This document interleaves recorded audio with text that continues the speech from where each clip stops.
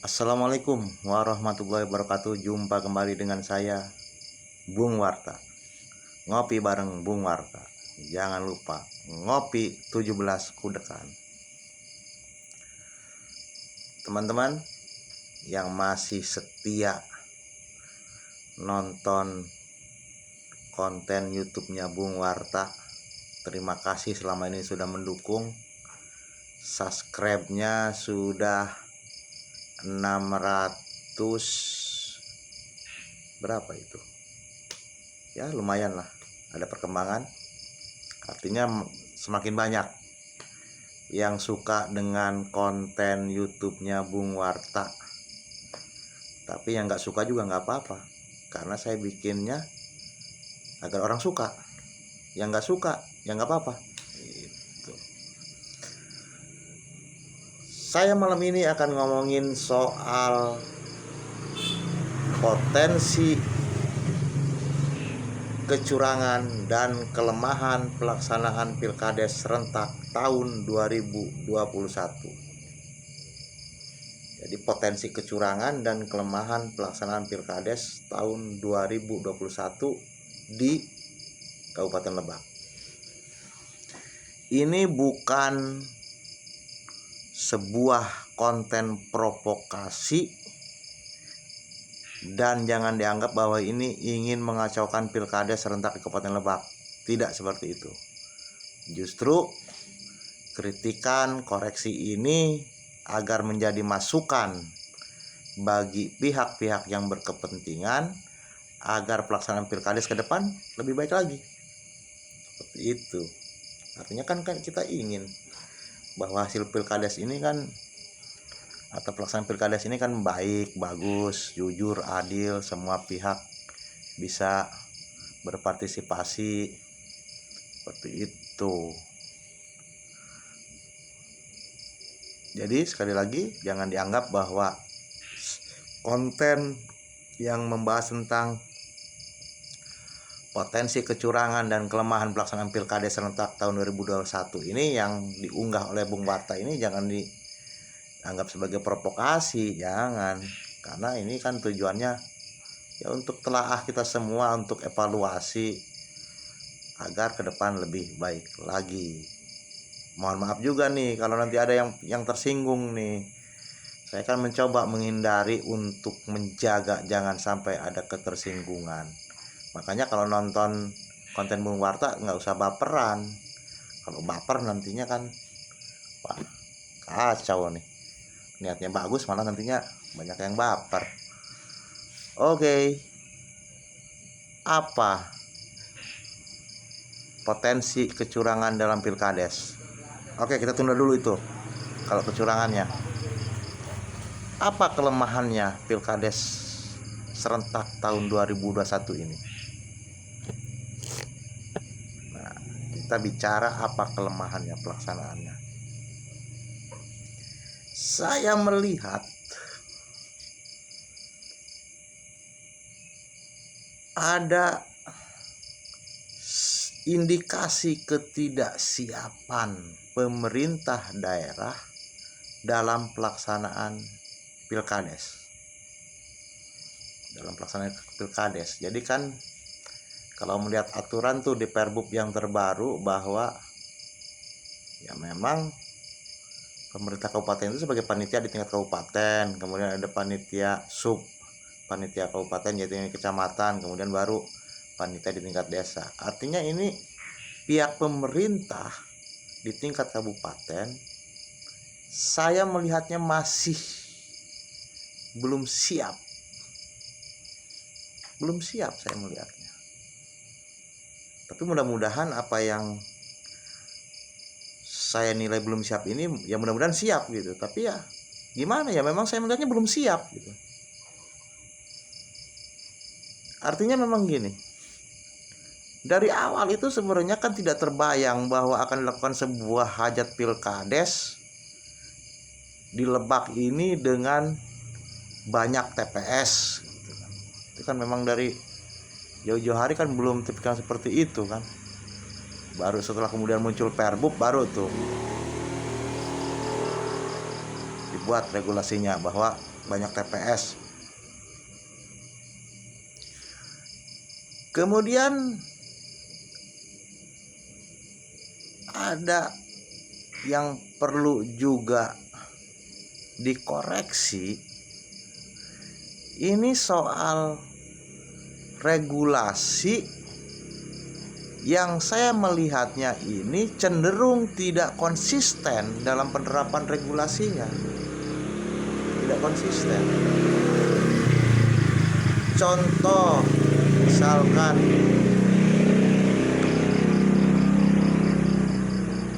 perangkat desa harus ketika mendaftar itu ada surat cuti, karena surat cuti itu masuk dalam berkas administrasi, syarat administrasi. Kepala desa, petahana misalkan harus menyertakan surat bebas temuan dari inspektorat misalkan. Ini kan syarat administrasi, artinya berupa sebuah lembaran surat keterangan yang ditandatangani oleh pihak berwenang, dan itu adalah syarat administrasi. Nah, syarat administrasi ini merupakan persyaratan yang harus masuk pada saat tahapan itu. Jadi kan tahapannya ada dulu nih. Kapan nih memasukkan administrasinya? Tanggal berapa administrasi dimasukkan? Karena tahapan kan sudah dibuat duluan tahapan. Tahapan itu sudah ada, kisi-kisi tahapan, schedule tahapannya itu kan sudah ada. Kapan pembentukan panitia desa oleh BPD, itu kan sudah ada tahapannya, sudah dibuat. Kapan mulai diumumkan pendaftaran, kapan mulai mendaftar misalkan, kapan kemudian ada masa perbaikan, itu kan sudah diatur. Kapan ketika ternyata calonnya nggak ada yang daftar, gitu kan, itu kan sudah diatur. Perpanjangannya sudah diatur. Maka ketika schedule itu sudah ada, harusnya schedule ini diikuti, konsisten mengikuti schedule ini. Ini kan yang terjadi ketika schedule ini sudah dibuat, bahwa syarat surat tidak ada temuan atau surat sudah menyelesaikan temuan, karena itu kan sudah tercantum di Perbub, menjadi hal yang wajib jadinya kan. Surat bebas temuan inspektorat itu syarat administrasi, harusnya masuk pada saat batasan administrasi. Tapi kemudian ada sebuah toleransi lagi melalui surat sekda bahwa diberikan perpanjangan waktu dengan sebuah alasan. Nah, pasti kan ada alasan tuh, kenapa diberikan perpanjangan tuh, ada alasan ya, alasannya ya karena memang kondisi ya, butuh waktu juga untuk memverifikasi, memeriksa kembali berkas dari kalau desa yang begitu banyak kan perlu waktu, maka ada toleransi. Ketika tahapannya itu perbaikan berkas tanggal 22 sampai 24, itu kan perbaikan berkas tuh jedanya. Itu harusnya sudah dikunci. Dikunci. Tidak ada lagi itu toleransi surat lagi. Harusnya seperti itu. Pertanyaannya sekarang, bagaimana karena ini tidak siap misalkan untuk menerbitkan surat itu karena spare waktunya terlalu sedikit misalkan.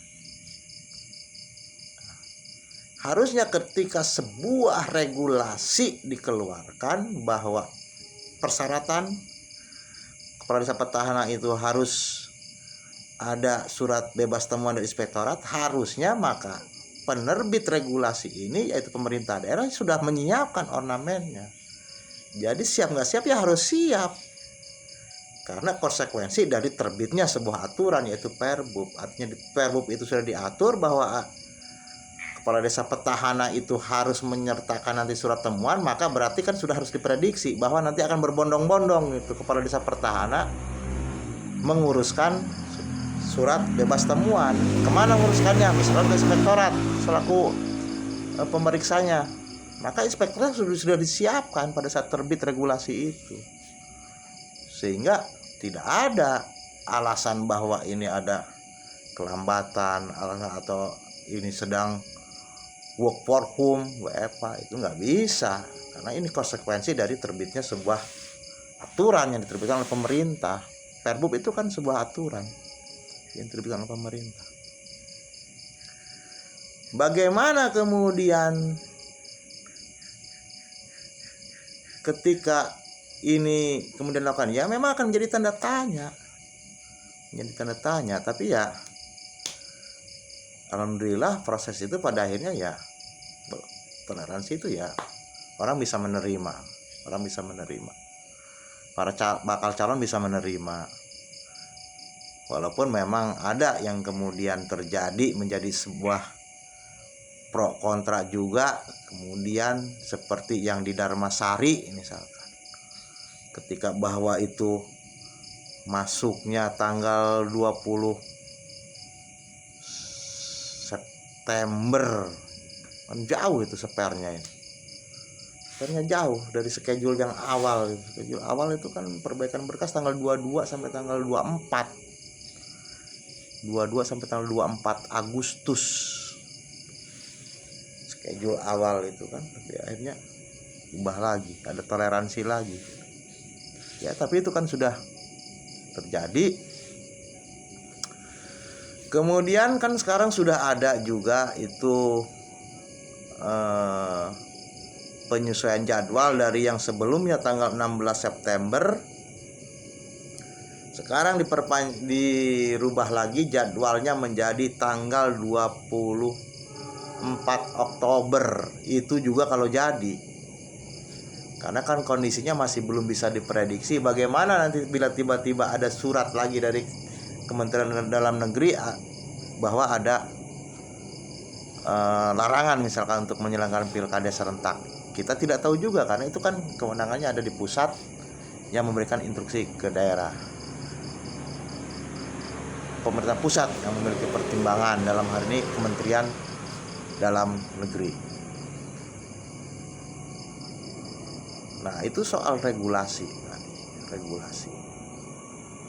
Kemudian apalagi kelemahan dalam pilkades serentak ini? Yang jelas dalam sistem pilkades ini tidak sama dengan pemilu presiden, pemilu legislatif. Itu kan tidak sama. Proses pemungutan suaranya, tahapannya kan tidak sama. Padahal sama-sama sebuah jajak pendapat atau pemungutan suara, tapi ada yang berbeda. Misalkan begini, di dalam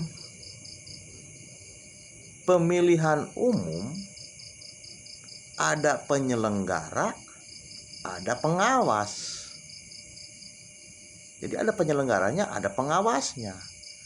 Penyelenggaranya itu berjenjang sampai ke atas, mulai dari petugas TPS, KPPS, PPS, PPK sampai dengan KPU kabupaten, KPU provinsi misalnya, sampai dengan KPU pusat. Artinya berjenjang hierarkinya. Kemudian ada pengawas, Panwas atau badan pengawas. Itu juga berjenjang. Artinya ada penyelenggara, ada pengawas. Nah, tapi dalam pilkades ini kan tidak ada pengawas. Siapa yang akan menjadi wasitnya ini? Yang menjadi wasitnya siapa? Karena kan ada penyelenggara, ada calon. Dalam pemilu juga kan ada calon. Ini ada penyelenggara. Terus ketika penyelenggara melakukan kecurangan nantinya, yang menjadi wasitnya siapa? Yang menjadi wasitnya siapa ini? Yang mengawasinya siapa? Kan kalau melihat hierarkinya ini, panitia di TPS nantinya itu hierarkinya ke atasnya adalah panitia di desa tuh, panitia 9 tuh. Panitia di desa hierarkinya ke atasnya nanti ke panitia tingkat kecamatan atau pembina tuh, pembina tingkat kecamatan, ke situ hierarkinya. Pembina kecamatan hierarkinya ke tingkat kabupaten. Sampai kemudian ketua Pilkada serentak tingkat kabupaten, Asda 1. Tapi pengawasnya siapa? Panwasnya siapa? Sementara kan misalkan tingkat-tingkat pelanggaran itu kan pasti potensi pelanggaran itu ada. Misalkan kampanye oleh aparatur, kampanye oleh ASN, kampanye oleh perangkat desa. Itu nantinya siapa yang akan mengawasinya? Yang akan memprikik gitu, bahwa ini pelanggaran, itu siapa? Ini kan harus ada sebenarnya pengawasnya. Money politik. Terus yang mengawasi money politik nantinya siapa ini ketika ada money politik? Kalau nggak ada panwasnya. Yang ngawasin baliho siapa nantinya ini? Alat peraga yang berlebihan, alat peraga yang ditempatkan bukan pada tempatnya siapa? Nggak bisa juga ini diserahkan kepada penyelenggara sebenarnya. Nggak bisa juga. Karena bisa juga penyelenggara juga berpotensi melakukan kecurangan, misalkan, ya bisa saja. Maka harus ada penyeimbang. Penyeimbangnya itu adalah penyelenggara dengan panwas. Ini harus seimbang. Seimbang, harus ada pengawasnya. Nah, ini kan tidak ada. Nah, memang ini menjadi sebuah problema karena memang regulasi pendukungnya harus dibuat juga. Karena adanya sebuah lembaga itu kan harus ada regulasinya, ada sebuah aturan yang mengatur bahwa harus ada panwas, harus ada pilkada harus ada panwasnya, itu kan harus ada regulasinya. Sepertinya regulasi itu masih belum ada, sehingga masih tidak ada gitu, panwas dalam ajang pilkades.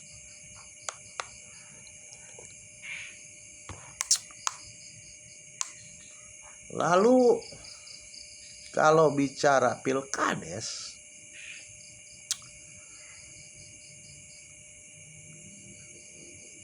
tingkat kecurangan itu terlebih tidak ada panwas. Yang sangat rentan itu adalah money politik.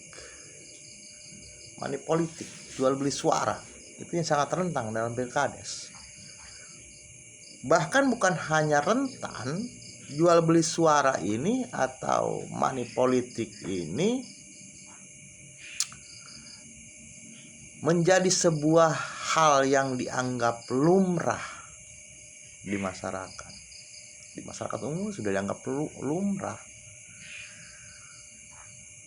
Mungkin secara psikologinya bahwa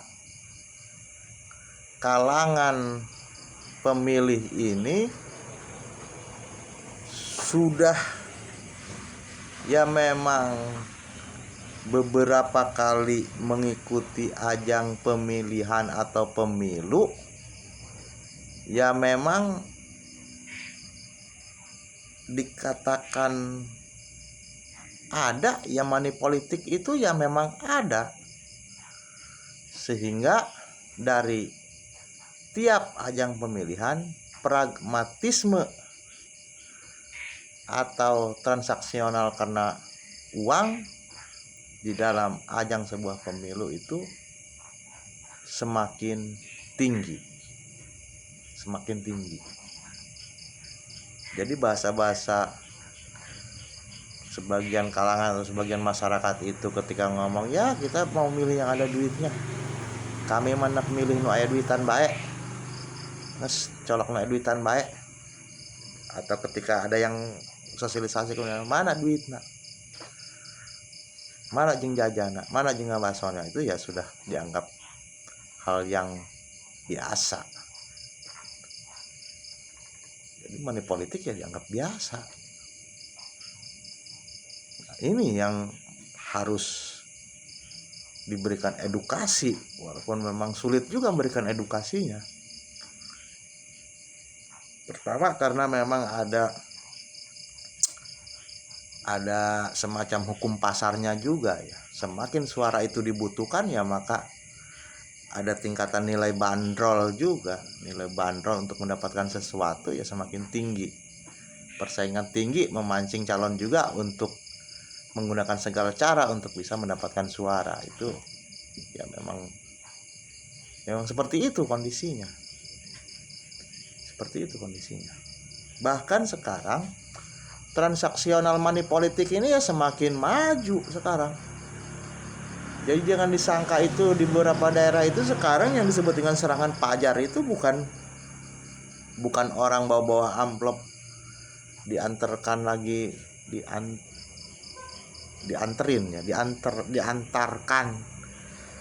door to door ke rumah gitu di saat subuh, saat fajar gitu. Yang enggak seperti itu juga.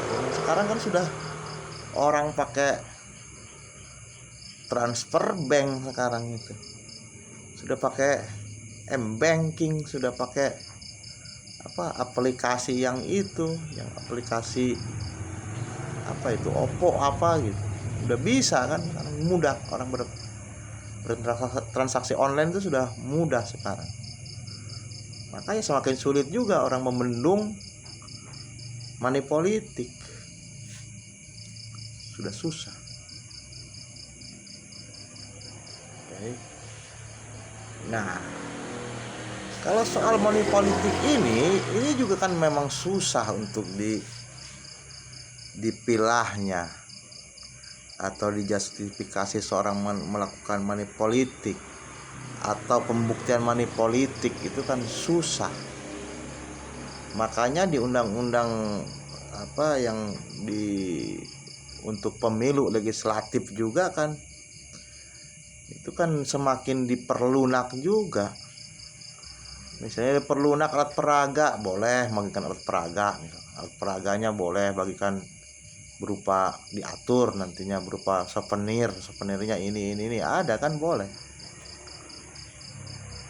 berupa muk gitu kan, diatur berupa muk. Nanti kalau muknya itu atau cangkirnya yang harga 100.000 gitu kan berharga juga, barang berharga juga, bisa merubah kepada kecenderungan orang memilih juga kan, bisa aja. Atau kemudian ada transport sosialisasi gitu kan. Di undang-undang untuk pemilu legislatif kan boleh itu. Ketika ada rapat terbatas gitu, rapat sosialisasi yang hadir diberikan transport itu kan boleh juga, diatur juga. Artinya kan berarti memang sudah ada kelonggaran. Maka sulit juga untuk bisa membuktikan adanya money politik ini. Jadi money politik ini nyata, tapi ya memang susah untuk membuktikannya.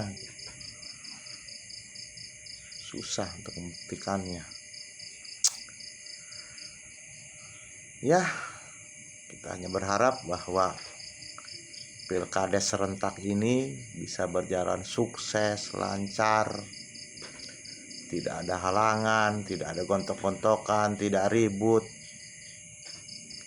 berjalan tertib dan lancar.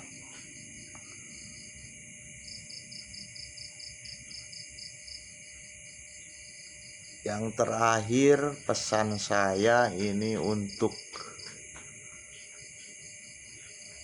warga Kabupaten Lebak, ayo siap-siap mengikuti Pilkades. Tapi yang terpenting adalah jaga kesehatan, patuhi protokol kesehatan, tetap harus waspada, itu yang utama. Yang utama itu menjaga keselamatan masa pandemi ini, menjaga keluarga kita agar jangan sampai tertular dan menularkan COVID-19, itu yang lebih utama. Mungkin itu Mohon maaf kepada pihak-pihak yang mungkin tersungging dan tersinggung dengan cuap-cuap saya ini. Mohon maaf kalau mungkin video ini membosankan karena saya tanpa editing, tanpa dubbing. Tapi mudah-mudahan apa yang saya sampaikan ini bisa menjadi telaah dan evaluasi kita semua. Sukses selalu. Selamat berjuang kepada teman-teman para calon pilkades. Selamat bekerja juga untuk panitia tingkat kabupaten sampai dengan tingkat TPS. Semoga apa yang kita lakukan mendapat ridho dan rahmat dari Allah Subhanahu wa taala. Amin amin ya rabbal alamin. Assalamualaikum warahmatullahi wabarakatuh. Saya Bung Warta. Semangat, jos.